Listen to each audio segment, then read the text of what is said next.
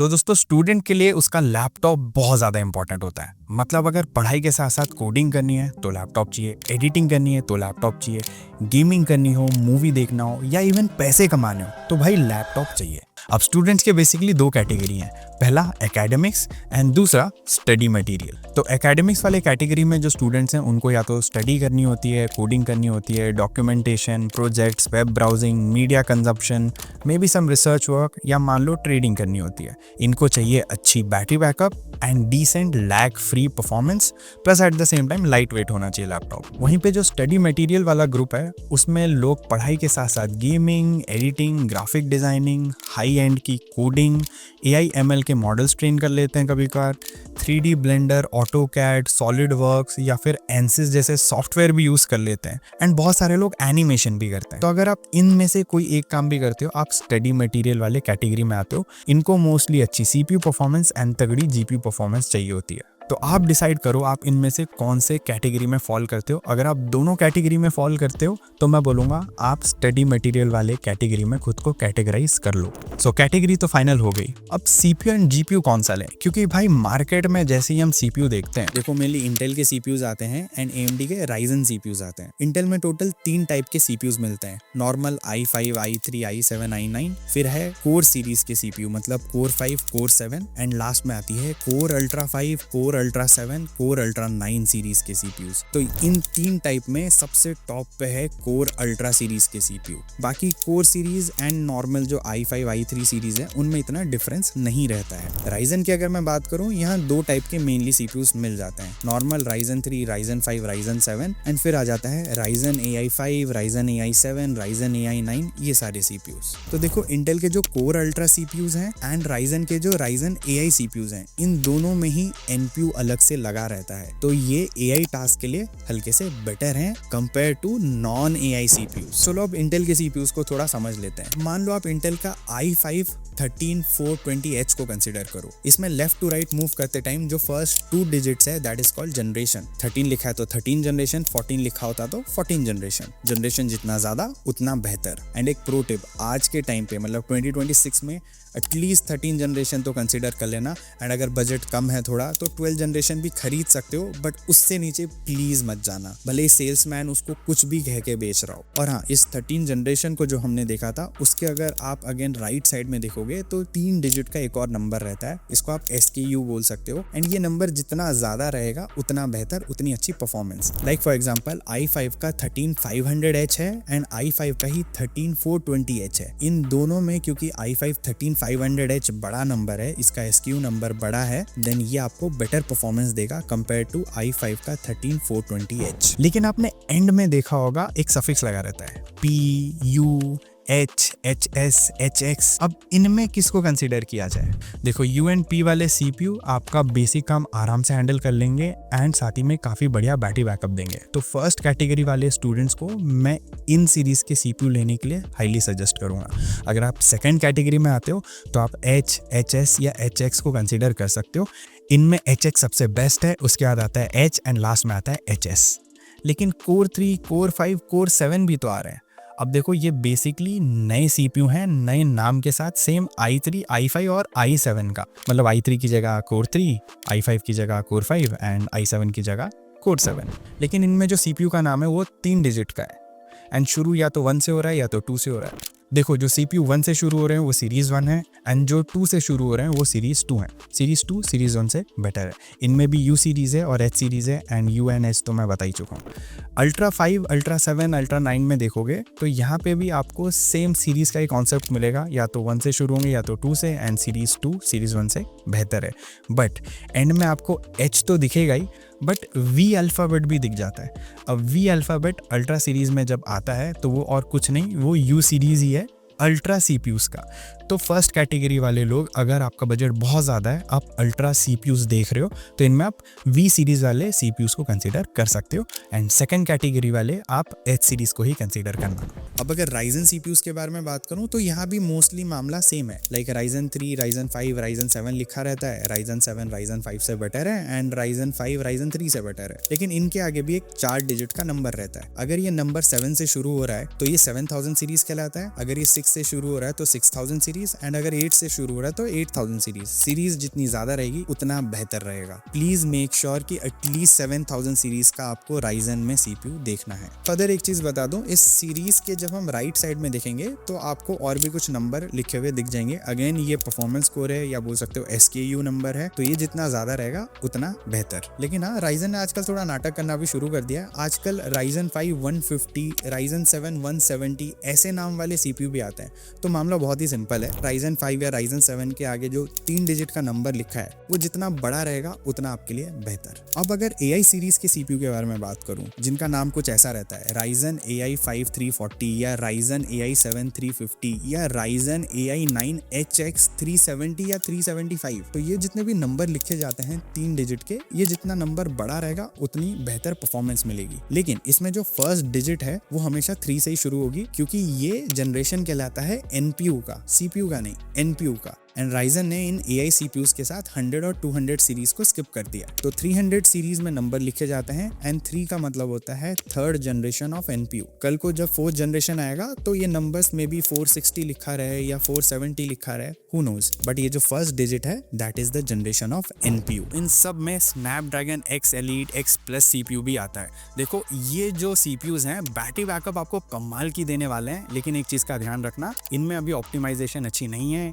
जो सॉफ्टवेयर्स हैं इन CPUs के साथ इतने कंपैटिबल नहीं है, एंड ये CPU इतनी अच्छी परफॉर्मेंस भी नहीं देते हैं compare to Intel and Ryzen counter parts. तो इन CPUs को हाल फिलहाल के लिए हम इग्नोर करके चलेंगे, ये वाले CPUs आपको कंसिडर नहीं करने। तो देखो ये तो मोस्टली नोमेनक्लेचर हो गया CPU का। अगर यहाँ तक वीडियो देख चुके हो प्लीज इस वीडियो को लाइक जरूर कर देना एंड चैनल को सब्सक्राइब जरूर कर लेना। बाय द वे फर्दर ये जितने भी CPUs होते हैं ये कोर्स में डिवाइडेड रहता है, एंड जितने ज्यादा कोर्स उतनी बेहतर मल्टी कोर परफॉर्मेंस एंड उतना बेहतर रहेगा मल्टीटास्किंग में वो लैपटॉप। लेकिन ये कोर्स भी फर्दर डिवाइडेड रहते हैं P कोर्स में एंड E कोर्स में, मतलब performance core and efficient course. अब मान लो इंटेल में 2 CPUs हैं, i7 का 13700H एंड दूसरा है i7 का 14650HX। दोनों ही काफी बढ़िया CPUs हैं, लेकिन i7 के 13700H में 6 P कोर्स हैं एंड बाकी के 8 E कोर्स हैं। वहीं पे 14650HX में 8 P कोर्स मिल जाते हैं एंड 8 E कोर्स मिल जाते हैं। एंड सिंस i7 के 14650HX में P कोर्स ज्यादा है तो ओवरऑल परफॉर्मेंस भी बेटर है कंपेयर टू i7 13700H। तो ना सिर्फ नंबर ऑफ कोर्स देखना है बट ये भी देखना है परफॉर्मेंस स्कोर कितने हैं। एंड बाय द वे आप हर एक CPU के ना स्कोर्स देख सकते हो, both multi core and single core scores on nanoreview.com। And वहां पे जाके आप राइजन के CPU को कंपेयर कर सकते हो इंटेल के CPU के साथ, या किसी भी CPU को किसी भी CPU के साथ कंपेयर कर सकते हो basically, and multi core score और सिंगल कोर स्कोर देख सकते हो। एक थंब रूल याद रखना, अगर मल्टी कोर स्कोर ज्यादा है देन वो स्ट्रीमिंग, एडिटिंग, इन सारे कामों में बेटर परफॉर्मेंस देगा, एंड अगर सिंगल कोर स्कोर ज्यादा है देन गेमिंग, ब्राउजिंग, इन कामों में वो CPU ज्यादा बेटर परफॉर्मेंस देगा। प्रो टिप देता हूं आपको, मान लो आप 2 CPU में कंफ्यूज्ड हो,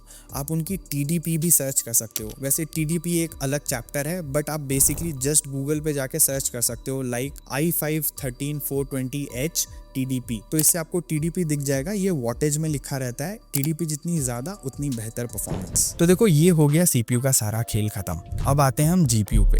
तो यहाँ पे integrated graphic card and dedicated graphic cards है। फर्स्ट कैटेगरी वाले प्लीज डेडिकेटेड ग्राफिक कार्ड मत लेना, आपके लिए ओवरकिल होगा, फालतू में पैसा वेस्ट, आप इसको ढंग से यूज भी नहीं करोगे। तो आप इंटीग्रेटेड ग्राफिक कार्ड के साथ जा सकते हो। iGPU mostly thin and light laptop में मिलता है, डे टू डे टास्क, थोड़ी बहुत एडिटिंग, एकदम बेसिक कैजुअल गेमिंग, इसके लिए वो बढ़िया है। High level editing, VFX, animation, 3D modelling and high level की डेडिकेटेड गेमिंग, इन सारी चीजों के लिए डेडिकेटेड ग्राफिक कार्ड बढ़िया रहता है। प्लस हाँ, जिनको AI ML के मॉडल्स भी ट्रेन करने हैं लोकली, उनके लिए भी डेडिकेटेड ग्राफिक कार्ड बेस्ट रहेगा। अब इंटेल में जो iGPUs हमें मिलते हैं उनका नाम होता है Iris Xe या फिर इंटेल का Ultra HD या फिर इंटेल का Arc GPU। आर्क GPU सबसे बेस्ट रहता है एंड सिर्फ अल्ट्रा सीरीज के CPU के साथ मिलता है। इसमें आप मीडियम लेवल की एडिटिंग एंड मीडियम लेवल की गेमिंग भी कर सकते हो। बहुत बढ़िया इंटीग्रेटेड ग्राफिक कार्ड है। बाकी इंटेल के ultra HD and Iris Xe में Iris Xe ऊपर आता है and day to day task easily handle कर लेता है। इवन अल्ट्रा HD वाला भी day to day task easily handle कर लेता है। अगर मैं राइजन में देखूं तो यहाँ पे 800M, 700M, 600M in series की आपको iGPU मिल जाती है। सेम कॉन्सेप्ट है, 8 से शुरू हो रहा है मतलब 800 सीरीज, 7 से शुरू हो रहा है मतलब 700 सीरीज, एंड सीरीज जितनी बड़ी रहेगी उतना बेटर। लेकिन इन 3 डिजिट के नंबर में जो मिडिल टर्म रहता है, अगर वो 8 या 9 है मतलब वो गेमिंग भी करवा सकता है आराम से, और अगर वो 4 या 6 है मतलब वो मिड लेवल का IGPU है, वो day to day task and efficiency के लिए बढ़िया रहेगा। मतलब बैटरी बैकअप इनमें थोड़ी सी बेटर मिल जाएगी कंपेयर टू अगर मिडिल टर्म में 8 या 9 लिखा हो। अगर एग्जांपल के तौर पे समझाऊं तो 780M या 890M ये गेमिंग के लिए थोड़े बेटर रहेंगे, और अगर 4 या 6 वाले एग्जांपल दूं तो 740M या 860M ये day to day task and efficiency वगैरह के लिए थोड़े से बेटर रहेंगे। वहीं पे जो सेकंड कैटेगरी वाले लोग हैं, इनको डेडिकेटेड GPU ही लेना है एंड AMD का नहीं लेना, सिर्फ और सिर्फ आपको NVIDIA का लेना है। देखो आपने ग्राफिक कार्ड के नाम ना कुछ ऐसे देखे होंगे, RTX 3050, 4050, 5050। जैसे मान लो 3050 लिखा है तो 30 कहलाता है सीरीज, 50 कहलाता है इसका टीयर, मतलब फर्स्ट 2 डिजिट जो है वो सीरीज कहलाएगा एंड लास्ट 2 डिजिट कहलाएगा इसका टीयर। जैसे 4050 में 40 सीरीज है, 50 टीयर है, 4070 में 40 सीरीज है, 70 टीयर है, एंड 5070 में 50 सीरीज है, 70 टीयर है। सो जब भी सीरीज इंक्रीज होती है एंड टीयर कांस्टेंट रहता है तो परफॉर्मेंस भी इंक्रीज होती है। लाइक 3050 से बेटर परफॉर्मेंस देगा 4050, 4050 से बेटर परफॉर्मेंस देगा 5050, एंड वैसे ही जब सीरीज कांस्टेंट रहती है एंड टीयर बढ़ता है तो भी परफॉर्मेंस इंक्रीज होती है। लाइक 4050 से बेहतर परफॉर्मेंस देगा 4060 एंड 4060 से बेहतर परफॉर्मेंस देगा 4070। आई होप यहाँ तक आप इजीली समझ गए होगे। लेकिन अब आप में से बहुत सारे लोगों के दिमाग में ये सवाल आ रहा होगा कि मान लो 2 GPUs हैं, एक है 4060 एंड दूसरा है 5050। इन दोनों में टीयर भी बड़ा है, सीरीज भी बड़ी है, तो कौन सा वाला बेटर परफॉर्मेंस देगा? इन दोनों में 4060 बेटर परफॉर्मेंस देगा क्योंकि इसमें टीयर 4060 का बड़ा है। जब भी ऐसा कंफ्यूजन हो हमको फर्स्ट प्रायोरिटी हमेशा टीयर को देनी है। अब दोस्तों एक और चीज दैट इज कॉल्ड VRAM, मतलब 4GB के ग्राफिक कार्ड आते हैं, 8GB के ग्राफिक कार्ड आते हैं, 6GB के ग्राफिक कार्ड आते हैं, ये VRAM कहलाता है, वीडियो रैम। एंड ये VRAM या बोल सकते हो मेमोरी जितनी ज्यादा रहती है उतना बेहतर। मान लो 3050 दो है, एक 6GB का एक 4GB वाला, तो 6GB वाला बेटर परफॉर्मेंस देगा। वैसे ही एक और चीज है ग्राफिक कार्ड के मामले में that is called TGP, total graphic power. अब मान लो 2 RTX 3050 हैं, दोनों ही 4GB के हैं, लेकिन एक 50W TGP के साथ आता है एंड दूसरा 65W TGP के साथ आता है। तो इस सिनेरियो में जो 65W TGP के साथ आता है वो बेटर परफॉर्मेंस निकाल कर देगा आपको। अब अगेन आई नो आप में से बहुत सारे लोगों को ये डाउट आ रहा होगा कि 2 3050 है मान लो एंड एक 4GB ग्राफिक मेमोरी के साथ आ रहा है बट 75W TGP के साथ, एंड दूसरा 3050 6GB ग्राफिक मेमोरी के साथ आ रहा है बट 60W TGP के साथ। तो इन दोनों में से अब बेटर परफॉर्मेंस कौन सा देगा? तो यहाँ पे हमको फर्स्ट प्रायोरिटी मेमोरी को देनी है, मतलब 6GB वाला 3050 4GB वाले 3050 से बेटर परफॉर्मेंस देगा भले ही इसकी TGP कम हो। तो आई होप ये वाला डाउट भी क्लियर हो गया होगा। अब एक चीज और आ जाती है, लास्ट में कभी कभार आपने देखा होगा एक सफिक्स लगा हुआ रहता है दैट इज TI का मतलब होता है टाइटेनियम वर्जन। अपने बेस वर्जन से ये थोड़ा बेटर रहता है क्योंकि इसमें हल्के से ज्यादा CUDA कोर्स होते हैं, टेंसर कोर होते हैं एंड RT कोर्स होते हैं। RT कोर्स बोले तो रे ट्रेसिंग कोर्स। तो मान लो जैसे 2 3050 हैं लेकिन एक 3050 Ti है, तो 3050 Ti 3050 से बेटर परफॉर्मेंस देगा। आप इस टेबल में भी देख सकते हो, यहाँ पे कंपैरिजन है, दोनों ही RTX 3050 4GB वाले हैं बट एक 3050 Ti है। तो देख लो यहाँ CUDA कोर्स भी ज्यादा है, RT कोर्स भी ज्यादा है एंड टेंसर कोर्स भी ज्यादा है। अब देखो आप में से बहुत सारे लोग अभी पूछेंगे ये RT कोर्स क्या है, CUDA कोर्स क्या है, टेंसर कोर्स क्या है। देखो इनमें अगर घुसेंगे तो ये एक और रैबिट होल है। मैं इतना आपको समझा देता हूँ, CUDA course performance and efficiency के लिए बेटर रहता है एंड जितने भी टेंसर कोर्स रहते हैं वो AI ML के लिए बेटर रहता है, एंड RT कोर्स मतलब जब आप गेमिंग वगैरह करते हो या फिर आप 3D रेंडरिंग वगैरह मॉडलिंग वगैरह करते हो तो उसमें रे ट्रेसिंग के लिए हेल्प करता है। तो इन तीनों का मतलब ये होता है। एक प्रो टिप मैं आप सभी लोगों को दे देता हूँ, जितने भी AI ML वाले स्टूडेंट्स हैं ना उनको डेडिकेटेड ग्राफिक कार्ड वाला लैपटॉप ही लेना है, ठीक है। भले ही आपके लैपटॉप के CPU में NPU है तब भी वो बीट नहीं कर पाएगा एक डेडिकेटेड GPU को। तो dedicated GPU is mandatory for all the AI ML students. लेकिन भाई मैं हाईली सजेस्ट करूंगा 4050 पे ही स्टिक करो, बढ़िया परफॉर्मेंस निकाल कर दे देते हैं एंड बढ़िया काम करेगा। भले आपको एनिमेशन करनी है, एडिटिंग करनी है, गेमिंग करनी है, कुछ भी काम करना है 4050 बढ़िया है। थोड़ा बजट बढ़ाओगे तो 4060 4070 तक भी जा सकते हो। मतलब ये एक ऐसा कुआं है जितना पैसा डालोगे वो सब खा लेगा, ठीक है। तो 4050 पे स्टिक करो। अब रैम पे आ जाते हैं। रैम बेसिकली 2 तरह के होते हैं, LPDDR एंड DDR। LP मतलब लो पावर्ड एंड ये मदरबोर्ड पे सोल्डर्ड रहते हैं तो इनको फ्यूचर में आप अपग्रेड नहीं कर सकते हो। एंड DDR रैम सोल्डर्ड नहीं रहते हैं तो इनको अपग्रेड किया जा सकता है। और एक और चीज़, ये LPDDR एंड DDR के जनरेशन भी रहती है, मतलब DDR3 एंड LPDDR3 या फिर DDR4 एंड LPDDR4 या फिर DDR5 एंड LPDDR5। तो ये जनरेशन नंबर जितना ज़्यादा रहेगा उतना आपके लिए बेहतर, उतनी फास्ट परफॉर्मेंस, उतना एफिशिएंट रैम। एंड रैम्स की स्पीड मेगा हर्ट्ज में या फिर मेगा ट्रांसफर पर सेकंड में मेंशन रहती है। लाइक मान लो 2 16 GB के DDR5 रैम्स हैं, एक की स्पीड है 4800 मेगाहर्ट्ज एंड दूसरी की स्पीड है 5200 मेगाहर्ट्ज। तो हमको 5200 मेगाहर्ट्ज वाली रैम चूज करनी है। तो मेक श्योर अगर LPDDR रैम ले रहे हो वो 16 GB का तो होना ही चाहिए। अगर आपका बजट ज़्यादा है तो DDR4 DDR5 रैम भी ले सकते हो। DDR4 सही है लेकिन DDR5 बेटर है। अगर आप दूसरी कैटेगरी में आते हो, ठीक है, तो भाई आपको आंख बंद करके DDR5 रैम ही लेना है। LPDDR5 रैम कंसीडर मत करना। और देखो सिंगल चैनल रैम्स आती हैं, डुअल चैनल रैम आती हैं, डुअल चैनल रैम बेटर है। फिर अगर SSDs की बात करूँ तो Gen 3 SSD है, Gen 4 SSD है, Gen 5 SSD है। अब Gen 5 बेस्ट है, उसके बाद है Gen 4 एंड लास्ट में है Gen 3। फर्स्ट कैटेगरी वाले लोग Gen 3 भी ले सकते हैं, बट अगर आप सेकंड कैटेगरी में आते हो प्लीज़ भाई Gen 4 से नीचे मत जाना। फ्यूचर प्रूफ बेटर है आप लोगों के लिए, मतलब आपके काम के लिए। तो मेक श्योर Gen 4 SSD लेना अगर आप सेकंड कैटेगरी में आते हो। अब दोस्तों अगर मैं डिस्प्ले की बात करूँ तो TN पैनल्स हैं, IPS पैनल है एंड OLED पैनल है। OLED पैनल बेस्ट है, फिर आता है हमारा IPS पैनल एंड लास्ट में हमारा TN पैनल। अगर आपका बजट एकदम कम है तो TN पैनल आप ले लो भाई, कोई दिक्कत वाली बात नहीं है। लेकिन अगर आपका बजट ऐसे 40 से 50 हज़ार तक का भी है तो please make sure IPS display ही लेना, क्योंकि व्यूइंग एंगल्स थोड़े से बेटर मिल जाएंगे आपको। और अगर आपका बजट बहुत ज़्यादा है तो आप OLED पैनल्स भी कंसिडर कर सकते हो। बट अगर आप कैटेगरी 1 में आते हो तो TN panel and IPS panel ही लेना, OLED पैनल को आप अवॉइड करना। एंड अगर आप सेकंड कैटेगरी में फॉल करते हो तो आपको TN पैनल तो बिल्कुल कंसीडर नहीं करने, आप IPS पैनल ले सकते हो या OLED पैनल ले सकते हो। लेकिन अगर आप गेमिंग नहीं करने वाले हो तो आप IPS लो या OLED लो। मेक श्योर कि DCI P3 कलर गैमेट 100% होना चाहिए या फिर 100% sRGB होना चाहिए, क्योंकि कलर एक्यूरेसी आपके लिए इंपॉर्टेंट रहेगी जब भी आप एडिटिंग कर रहे हो या ग्राफिक डिजाइनिंग कर रहे हो। अगर आप गेमिंग करते हो तो आप OLED डिस्प्ले को इग्नोर कर सकते हो, आप IPS display low. And colour accuracy भी इतनी ज़्यादा रिक्वायरमेंट नहीं है, आपके लिए ज़्यादा रिक्वायरमेंट है high refresh rate. So make sure 120 hertz at least होना चाहिए अगर आप गेमिंग करना चाहते हो।